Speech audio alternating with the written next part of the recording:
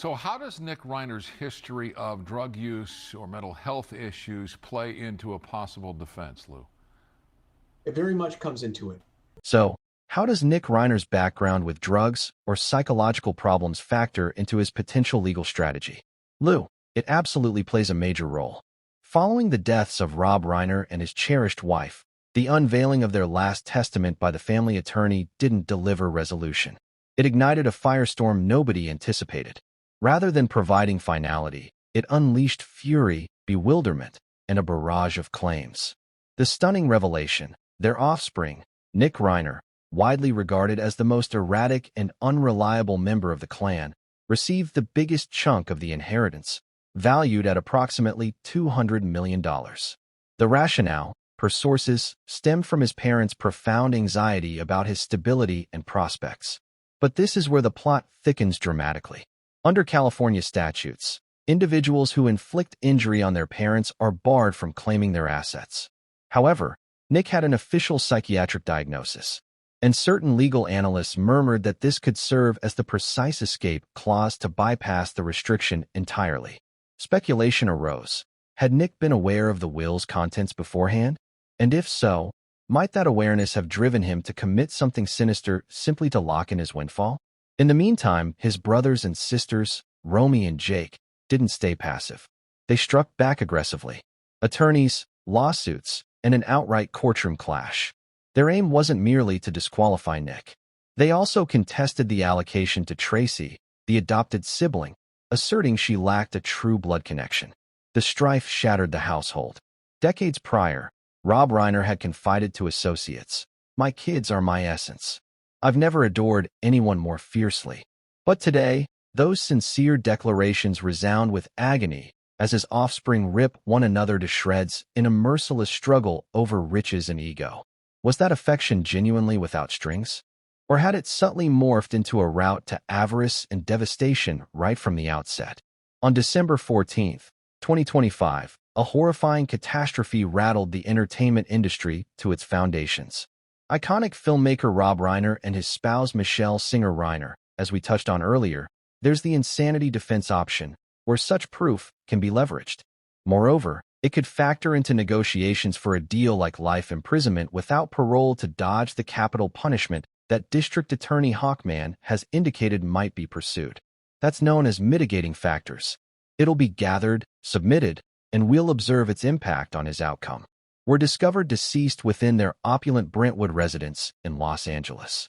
Law enforcement flooded the scene that dawn, and soon the staggering update emerged that their son Nick Reiner was detained. He stood implicated in direct involvement with the catastrophic event that claimed his parents' existence. The tale proliferated rapidly, stunning admirers, acquaintances, and the whole cinema circle. Yet once Nick was apprehended, a different issue swiftly dominated attention. Who would claim Rob Reiner's enormous $200 million holdings? The departed director had four progeny: Nick Reiner, Romy Reiner, Jake Reiner, and Tracy Reiner, his adopted child from his initial union. The wealth, comprising years of movie earnings, real estate, and ventures, now dangled in uncertainty, with the contest for it barely commencing. Probate specialist Shah Weisbart offered insights, detailing how California regulations manage these convoluted succession scenarios. He laid it out straightforwardly. The jurisdiction enforces a particular provision, called the Slayer Rule, intended to prevent those who wrongfully injure someone from benefiting from the calamity. Per Weisbart, if an individual deliberately and feloniously ends the life of someone they're poised to inherit from, the legislation deems them as having predeceased the deceased. This strips them of all entitlement to the assets, irrespective of the testament's directives. Should Nick face conviction on premeditated charges as charged, that provision would activate instantly. His anticipated portion would subsequently be redistributed to the surviving kin, Romy, Jake, and Tracy. And this is where it escalates to even greater astonishment. District Attorney Nathan Hawkman addressed today regarding how disputes with relatives rank among the toughest and most gut-wrenching, and clearly we've witnessed that unfold across years with the Menendez brothers ordeal. From your vantage in the judicial arena, how does that relational tension alter the situation? This is profoundly tough for the relatives since they're being tugged in opposing ways. This regulation doesn't necessitate a felony verdict to take effect. A non-criminal tribunal could impose it if they deem there's over a 50% likelihood that Nick deliberately triggered the disaster. Nonetheless, Weisbart also disclosed a staggering revelation, a conceivable statutory gap that could upend the entire matter. The Slayer provision solely pertains when the deed is established as premeditated. Thus, if Nick's legal representatives managed to contend that he lacked mental capacity during the incident, the rule might not engage whatsoever. That implies if a judiciary endorses that he proceeded without complete cognizance, he could lawfully retain every cent. It's an outcome that's incensed the masses and prompted many to question if true equity could ever prevail. But intensifying the controversy isn't solely the catastrophe per se. It's the astonishing disclosure concealed within Rob Reiner's exposed ultimate testament. The paperwork, which emerged abruptly on digital platforms, supposedly held particulars so alarming that it transformed mourning into indignation in a flash. Whatever was inscribed in that document didn't merely fracture a lineage. It split the whole country observing remotely, prompting universal inquiry. What secret was Rob Reiner concealing in his concluding desires that propelled this matter into turmoil? The testament, apparently drafted roughly 2 years prior to Rob and Michele's sorrowful demise, left all, from intimate companions to veteran collaborators, utterly astounded. Its specifics didn't just astonish the populace. They undermined the core of the Reiner clan itself. Per the disclosed record, Rob Reiner had opted for a choice few foresaw. On one side, they must confront the bereavement of their parents via a vile homicide, while simultaneously pondering whether to aid their psychologically troubled brother, and that's immensely challenging for them to process. We can merely wish they summoned the resilience and capacity to endure all they're enduring that he elected to bequeath a staggering 70% of his projected $200 million riches to his second boy, Nick Reiner. The identical offspring now charged with linkage to the ruinous departure of his parents. That colossal segment, about $140 million, promptly became the epicenter of disorder and contention. The bequest allegedly encompasses total control of the intellectual property for Rob's renowned movies under Castle Rock Entertainment, enduring masterpieces such as When Harry Met Sally, The Princess Bride, A Few Good Men, and persistent revenues from Seinfeld. Additionally, Nick was purportedly to acquire the clan's main Brentwood abode, a quaint New England-inspired dwelling priced between $10 and $13 million. Paradoxically, the exact location where the gut-wrenching occurrence transpired. The backlash was swift and vehement. Some posited Rob must have intuited his days were numbered and sought to safeguard his problematic son's destiny. Others viewed it as unchecked paternal allegiance, a gesture of affection that disregarded prolonged warning signs. Regardless, this wasn't merely a testament. It was an enigma shrouded in sentiment, remorse, and hopelessness. The balance of the holdings was apportioned much more sparingly.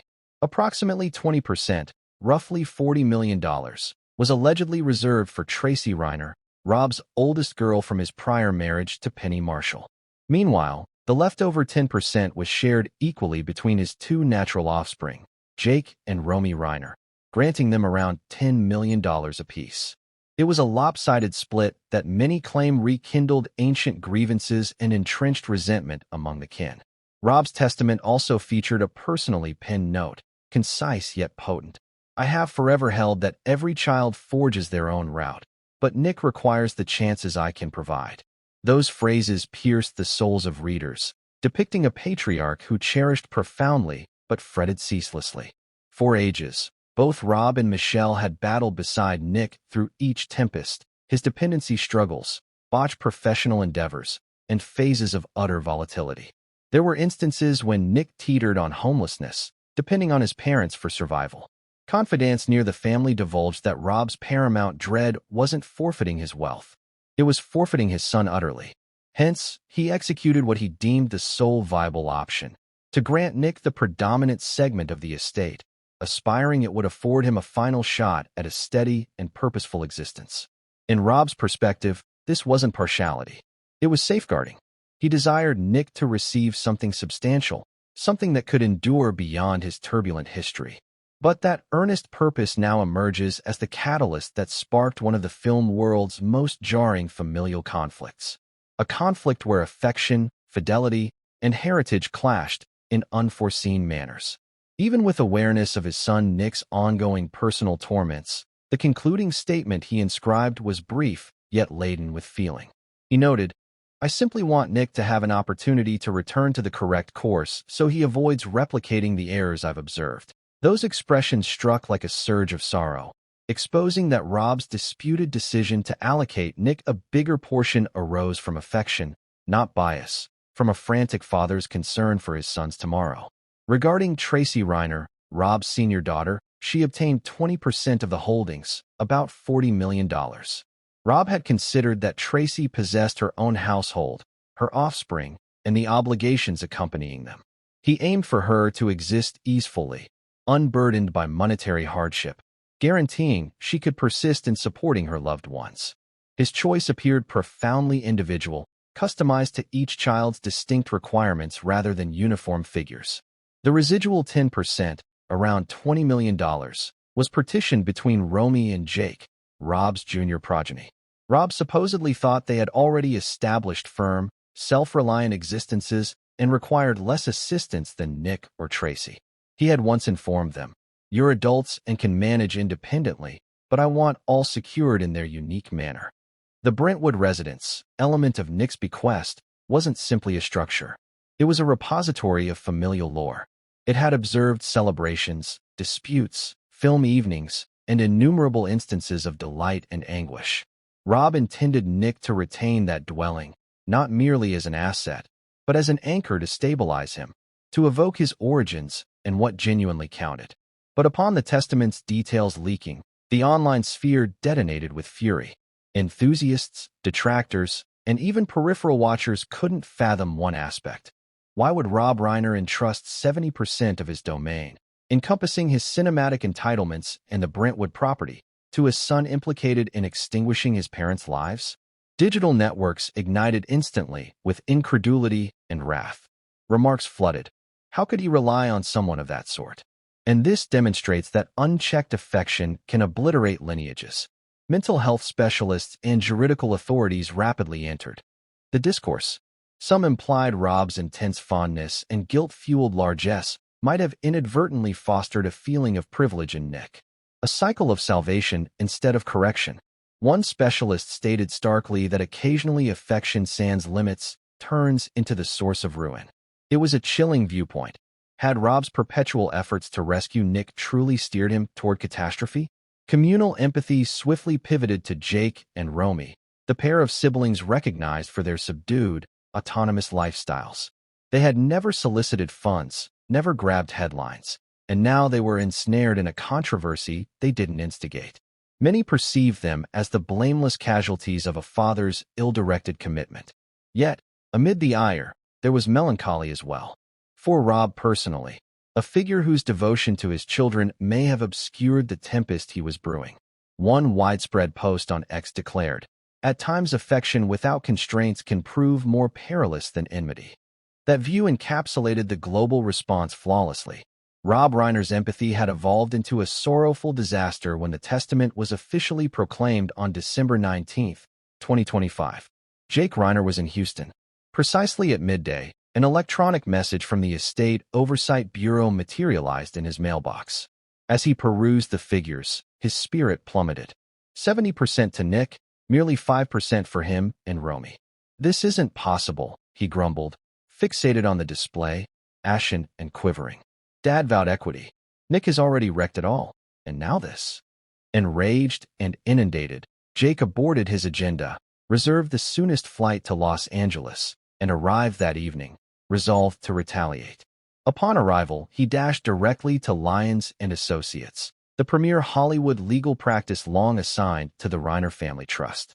Within the polished glass edifice, Jake pounded his hand on the front desk and insisted on meeting attorney Teresa Lyons right away. "I'm Jake Reiner. I demand her now. This concerns my father's testament." His tone reverberated across the stone atrium, drawing all gazes. Teresa Lyons, a composed, astute legal mind with more than 2 decades managing star probate quarrels, convened with him in a secluded meeting space. She had foreseen this clash from the instant the testament became known, but witnessing Jake's rage firsthand was intense. "Jake, I comprehend your anguish," she uttered softly. "Your father's intent was to shield Nick due to his concerns. But given these accusations, all could shift. The Slayer rule might activate." Jake's mandibles stiffened, his gaze crimson with fury. "I no longer concern myself with Dad's justifications. Nick robbed them from us. I intend to contest for what's ours, mine and Romy's." Without delay, he endorsed a pact there to initiate a non-criminal action. To bolster their position, Lions enlisted formidable attorney Mark Garagos, a seasoned expert famed for shielding top-tier stars in the industry's most volatile juridical skirmishes. Garagos consented to advocate for Jake and Romy in their litigation, asserting the testament was irrational as it overlooked Nick's supposed deeds and that the Slayer rule ought to be enforced promptly to halt his bequest. The following dawn, Jake and Romy faced their juridical squad in Garagos's workspace. The strain was palpable. Piles of files blanketed the extended discussion surface, and centrally rested a lone dossier tagged Reiner Estate. Romy's stare fixed on the sheet displaying 70% to Nick. Her timbre quavered as she murmured, "Why would Dad do this? Nick has already demolished everything, and now he claims it all." Jake gripped his hands. "I don't comprehend it either. Dad fretted over Nick, yes, but $140 million plus the house where it all occurred. While we receive crumbs." Romy's sobs erupted as her wrath surged. "And Tracy, she's not even Mom Michelle's natural daughter. She gets 20%. Why more than us? The ones they nurtured jointly." Jake assented resentfully. "Precisely. Tracy has her own existence, her own profession. She's okay. But us, we were the ones who remained loyal, forged our own ways, never demanded a penny. Now it seems we're penalized for self-sufficiency." Garagos interjected steadily. "I recognize how unjust this appears. But recall, if Nick is found guilty, his allocation will be nullified automatically per the Slayer rule. Regarding Tracy, however, she's a duly adopted offspring. Per California codes, that equates her to a natural heir. Disputing her segment would require demonstrating your father was coerced or mentally unfit when drafting this testament, which is extraordinarily tough." Romy smacked her palm on the surface. "No, we won't accept this.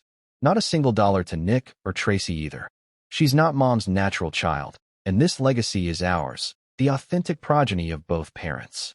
Jake concurred instantly. "You're correct. We'll petition to suspend the estate pending resolution. We can't permit outsiders to gain from this horror." But the juridical conflict was merely commencing. Just as frictions peaked, a fresh development dominated the news. A figure beyond the direct lineage abruptly joined the fray. Tracy Reiner, upon discovering her junior sibling's scheme to challenge the testament, resolved she wouldn't remain idle either. And that action escalated the already tumultuous familial dispute into a comprehensive confrontation that no one in the entertainment capital could overlook. Tracy acted without hesitation. She swiftly assembled her own elite juridical unit to safeguard the 20% of the holdings designated to her in the testament. Committed to defending what she deemed legitimately hers, she contended that as the eldest, she had served as the adhesive binding the family for years, tending to her parents, navigating household strains, and preserving sibling ties. To her, stripping her allotment wasn't merely inequitable, it was a profound disloyalty. Tracy enlisted David O. Carter, among the most esteemed succession lawyers in Hollywood, to stand for her. In mere hours, Carter dispatched a forcefully phrased juridical missive to Mark Garagos, the counsel for Jake and Romy. Within, he cautioned that if they persisted in contesting Tracy's allotment, he would initiate a retaliatory claim for her. The correspondence insisted the judiciary enforce the testament wholly, barring Nick's portion, which Carter conceded might be halted owing to his juridical woes. Tracy Reiner possesses identical legal entitlements as any natural successor, the dispatch proclaimed.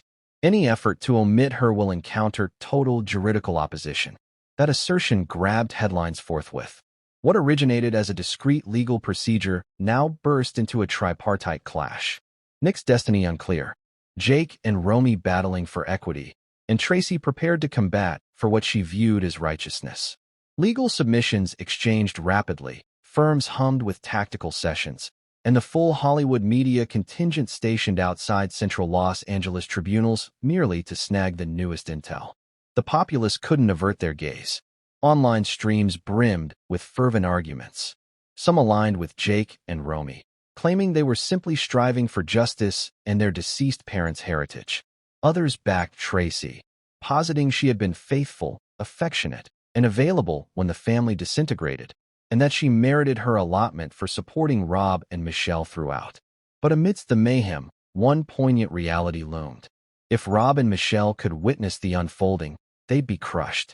Their enduring aspiration had been cohesion, not schism. Those most acquainted with them stated the duo existed for their progeny, perpetually prioritizing kin over stardom. Rob, despite ranking among Hollywood's most occupied helmers, was noted for his geniality, wit, and unwavering domestic presence. He mentored his kids through academic tasks, vocational shifts, and individual reversals. He never ceased appearing, regardless of his crammed itinerary. Associates proximate to the Reiners remarked Rob frequently reminded his children, "Your parents will eternally be here, attentive and assisting whenever required." His declarations held gravity because he embodied them. Both he and Michele were involved, devoted guardians who fortified their kids through every gale. They didn't solely extend emotional backing. They contributed their hours, vigor, and means to aid them thrive. For Nick, that devotion delved deeper.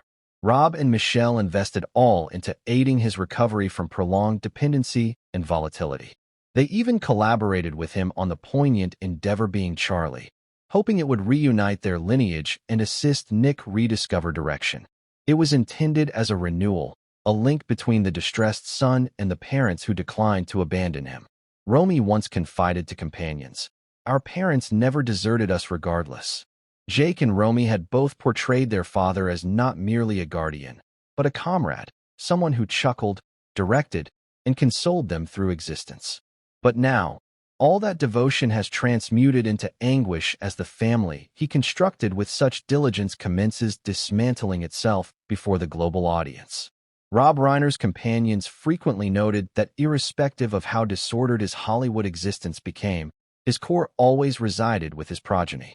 He was tolerant, benevolent, and boundlessly empathetic, perpetually ensuring no family member felt overlooked. Regardless of the tempests they confronted, even in periods of sorrow and strife, Rob's affection steered them all like an unyielding beacon in obscurity. Those near the Reiners often asserted that Rob adhered to one principle: family invariably precedes. He desired each of his children to sense secure, cherished, and bolstered through every phase of their lives. Even Tracy, despite entanglement in the succession conflict, confessed amid weeping that this quarrel contradicted all their parents had instilled. She recollected how Rob would commonly declare, "Family precedes. You must eternally treasure and shield one another.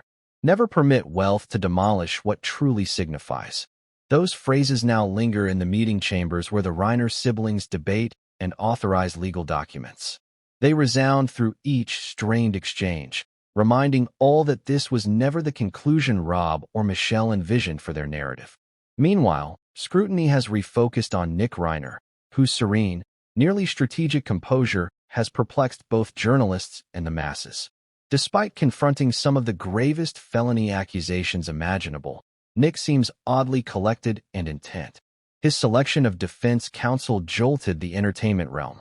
Alan Jackson, one of Los Angeles's most influential criminal advocates, renowned for handling prominent figures like Kevin Spacey and Harvey Weinstein. With billing rates allegedly surpassing $2,000 hourly, queries arose. How could an individual lacking consistent employment and a prolonged record of personal troubles finance such a premier legal squad? Informants near the proceedings assert Nick's approach is transparent. He intends to pivot his whole defense on his psychological state. His objective, to argue that his ailment not only influences his penalty, but could also preserve his succession privileges. If his strategy succeeds, it might signify that even under the Slayer provision, Nick could legitimately hold on to his 70% allotment of his parents' holdings, and some equating roughly $140 million, including the movie copyrights and the Brentwood estate proper. But this is where it darkens further. Certain insiders posit Nick's scheme was meticulously premeditated well prior to the disaster. They allege he comprehended the regulations sufficiently to exploit his psychiatric assessment as an exemption, safeguarding both his liberty and his windfall. If accurate, it would intimate that what the Globe initially perceived as a sorrowful eruption might have been component of a deliberately orchestrated plot fueled by covetousness and despair. Probing officials have supposedly linked some of Nick's legal costs to resources he managed before his parents' exit: trusts, reserves, and additional possessions. If these accounts hold, it depicts a chilling scenario. Even preceding the calamity, Nick may have maneuvered himself economically to navigate this precise predicament. Whether via juridical prescience or ruthless scheming, the notion that he could contort affection and legislation into instruments for gain has rendered the populace dumbfounded. Nonetheless, mental experts stay split. Some contend Nick is simultaneously a casualty and perpetrator, a man molded by dependency, psychiatric disorder, and years of internal disarray. Others maintain his behaviors, whatever the impetus, were excessively calculated to dismiss. The boundary between ailment and deceit has obscured beyond identification, leaving even authorities uncertain where sympathy concludes and responsibility initiates. Beyond the tribunal, attention has reverted once more to the remarkable heritage Rob Reiner erected during his span. His approximated $200 million riches wasn't merely currency. It was a testament to decades of zeal, ingenuity, and unyielding labor. From his breakthrough portrayal as meathead on All in the Family, securing him 2 Emmys, to his evolution into one of Hollywood's most legendary Helmers, Rob's trajectory influenced eras of cinema aficionados. He established Castle Rock Entertainment in 1987, the dynamo behind timeless hits like The Shawshank Redemption, When Harry Met Sally, and A Few Good Men. The enterprise became a bedrock of industry triumph, ultimately vended to Ted Turner in a multi-million transaction that fortified Reiner's monetary dominion.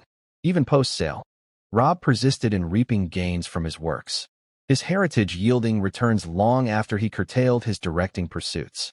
And then there was property, another pillar of his opulence. The Reiners' Brentwood domain wasn't just a residence. It was a vibrant chronicle of their joint existence. Acquired in 1991, the mansion extended nearly 1,000 square meters, boasting verdant landscapes, a swimming area, and the sort of subdued extravagance that derives solely from a lifetime's toil. Appraised at over 10 to 20 million, it was the pinnacle of Rob's accomplishments and the venue of his most shattering ultimate episode. He also possessed a Malibu colony seaside dwelling, one of California's most elite enclaves. That holding wasn't merely a sanctuary. It was a treasure trove, generating hundreds of thousands in lease revenue during high seasons.